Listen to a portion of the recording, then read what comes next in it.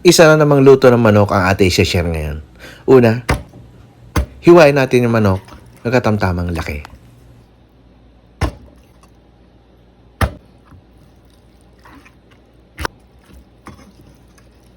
At pagkatapos natin hiwain, hugasan.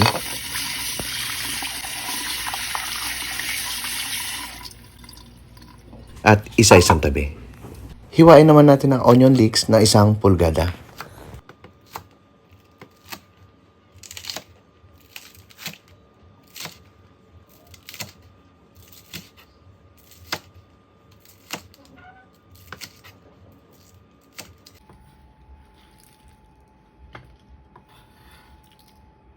At syempre, di mawawala sa atin ang paboritong sili.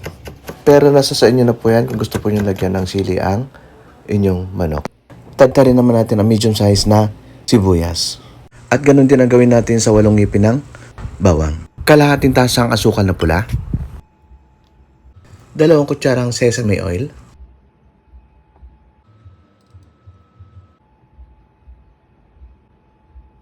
1 maliit na latang pineapple chunks, buksan, at ilagay natin sa strainer para mahiwalay ang syrup.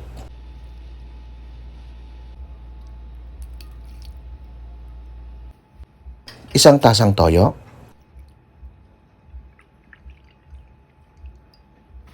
Isang kutsarang pamintang buo. At 2 kutsarang sesame seeds.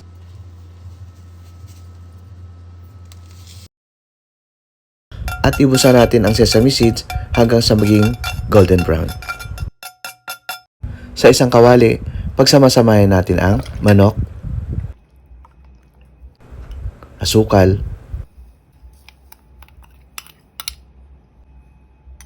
pamintang buo, tinadtad na bawang,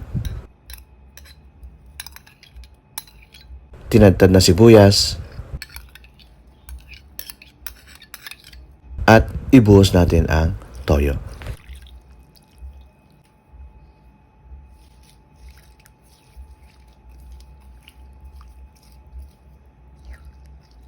Takpan. At isalang na natin sa kalan. Simulan na natin ang pagpapalambot ng manok.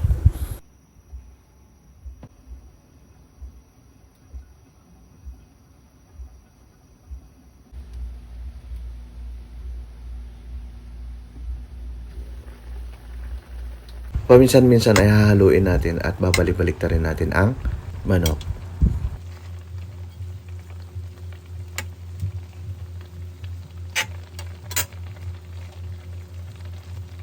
Takpan muli at ipagpatuloy natin ang pagpapalambot ng manok.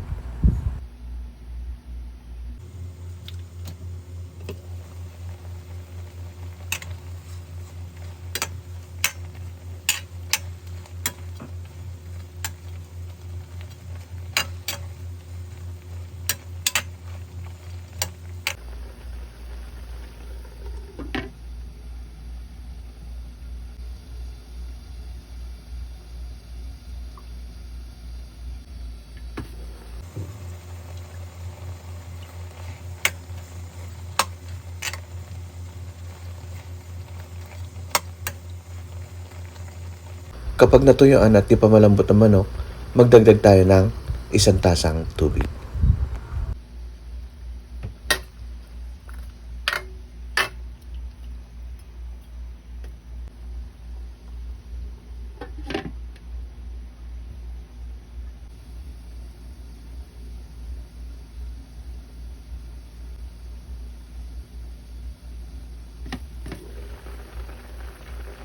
At ilagay na natin ang paboritong sili.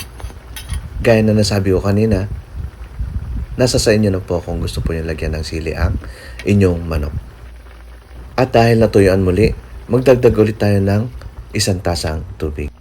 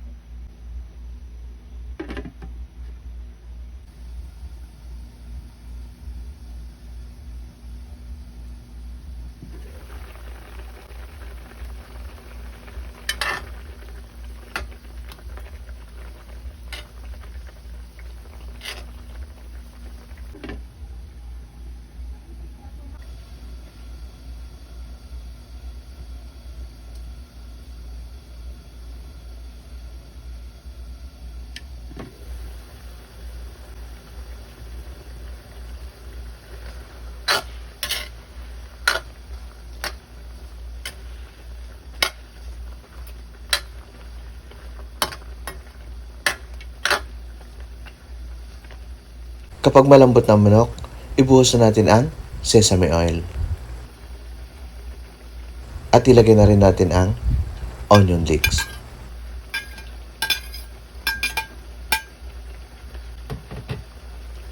Halu-haluin.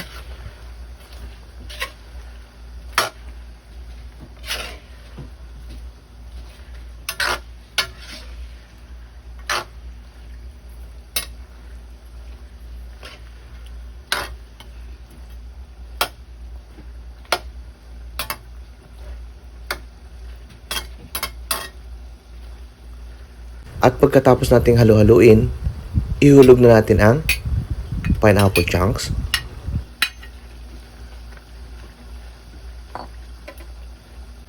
At ibudbud na natin ang sesame seeds.